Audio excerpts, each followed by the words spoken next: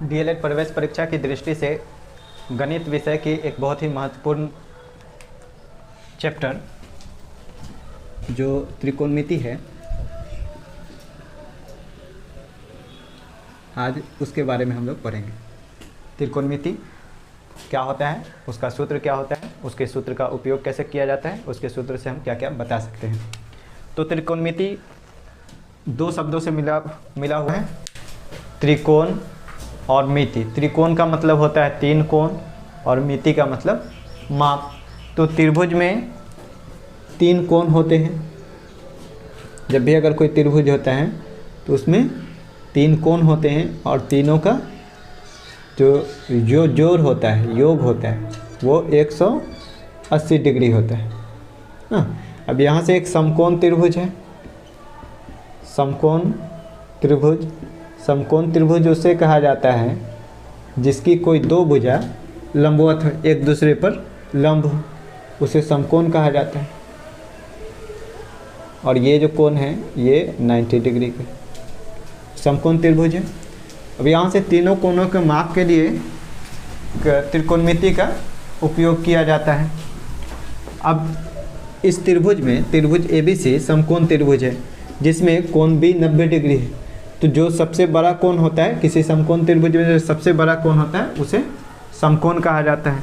और समकोण के सामने की भुजा को कर्ण कहा जाता है, कर्ण कहा जाता है। उसके बाद बच जाते हैं दो कोण A और C। जब कोण C के बारे में अगर बात करेंगे, ये थीटा हो गया, तो कोण C के बारे में जब बात करेंगे तो BC आधार हो जाएगा, आधार। और तीसरा जो भुजा है वो लंब हो जाएगा। ठीक है। अब इसको संक्षेप में कर्ण को H से दिखाया जाता है। H मतलब हाइपोटेनस।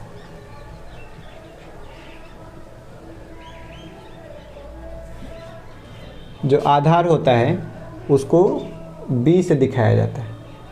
आधार को इंग्लिश में बेस कहा जाता है।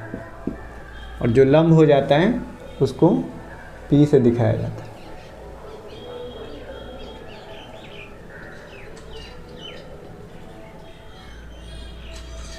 P का मतलब परपेंडिकुलर।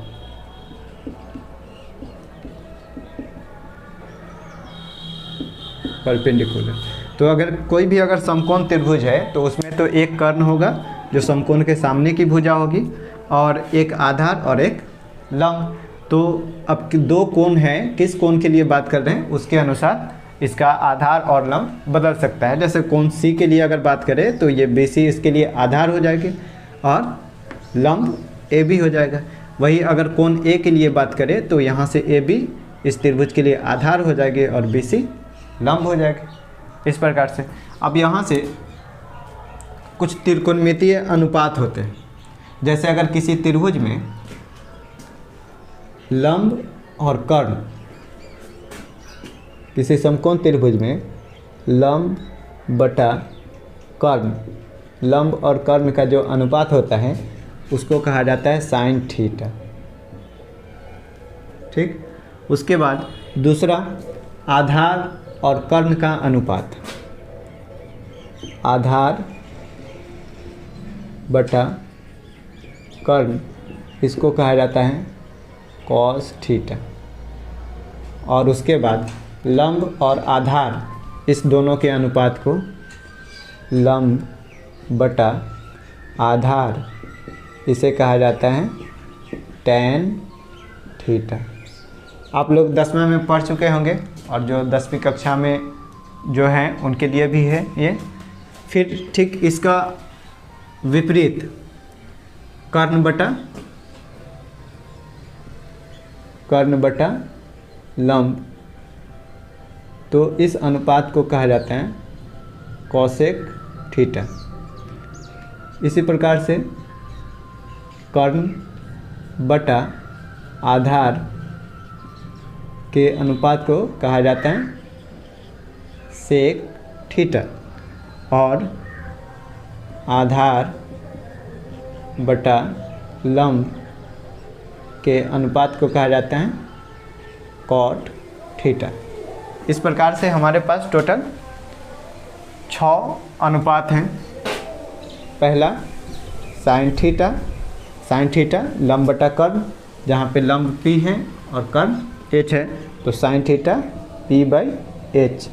उसी प्रकार से cos theta equal to B by H, tan theta P by B। फिर इसके विपरीत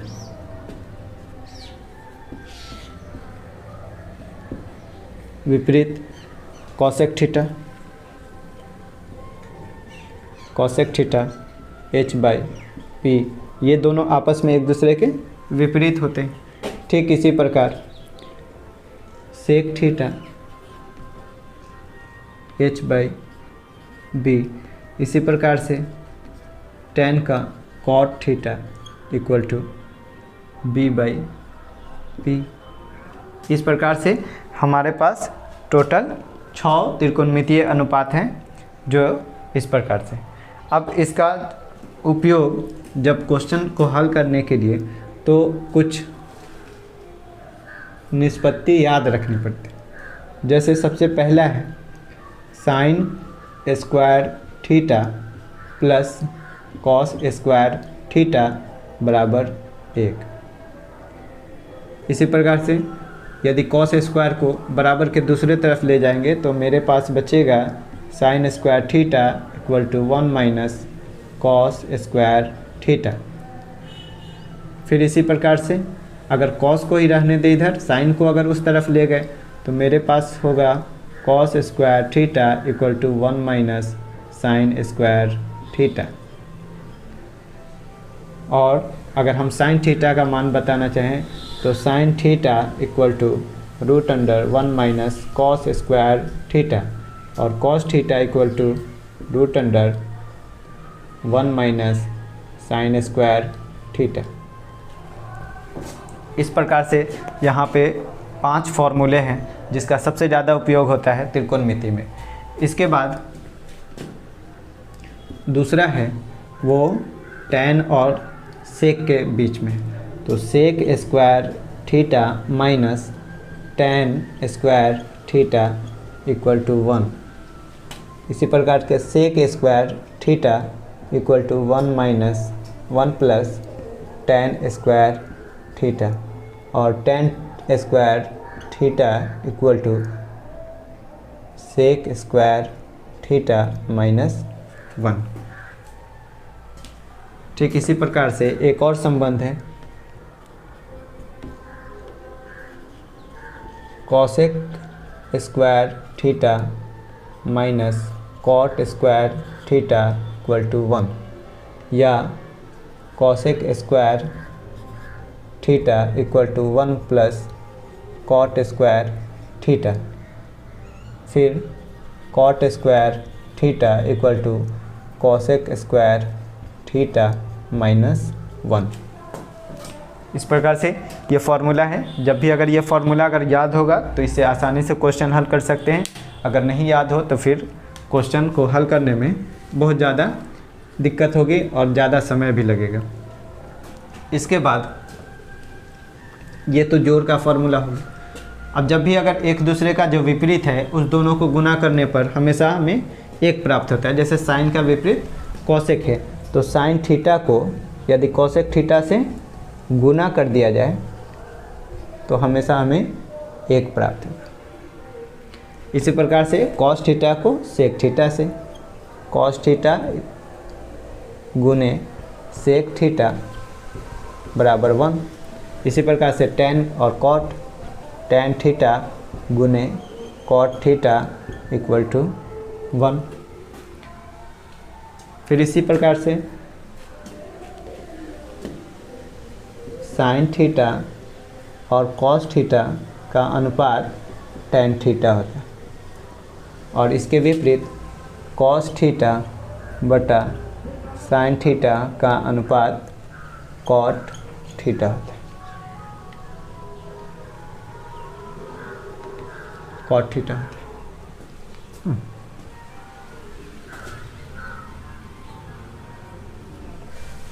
अब यहाँ क्वेश्चन को हल करने के लिए कुछ ज़रूरी फार्मूले, जिससे आप अगर बाय प्रोसेस अगर हल करते हैं तो उसमें ज़्यादा समय लगता है, और अगर आपको ये फार्मूला अगर याद होगा तो बहुत कम ही समय में क्वेश्चन को हल कर पाएंगे। जैसे साइन स्क्वायर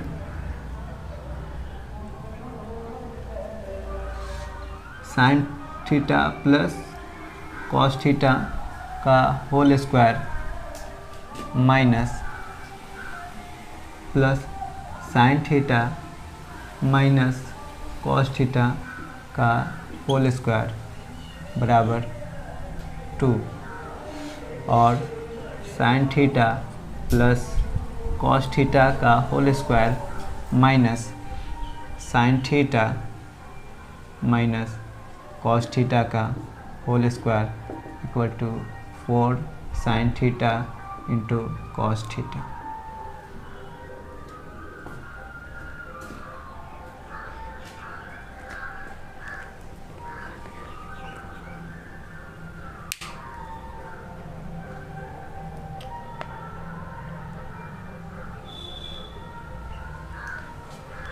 इसके बाद कोनों के संबंध में, अगर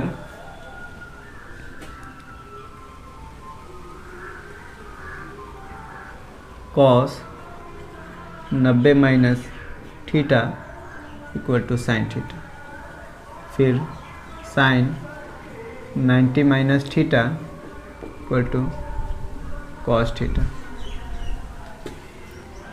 सेक 90 minus theta equal to cosec theta,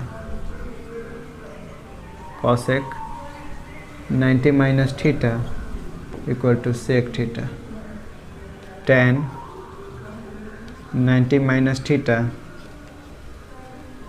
बराबर कॉट थीटा।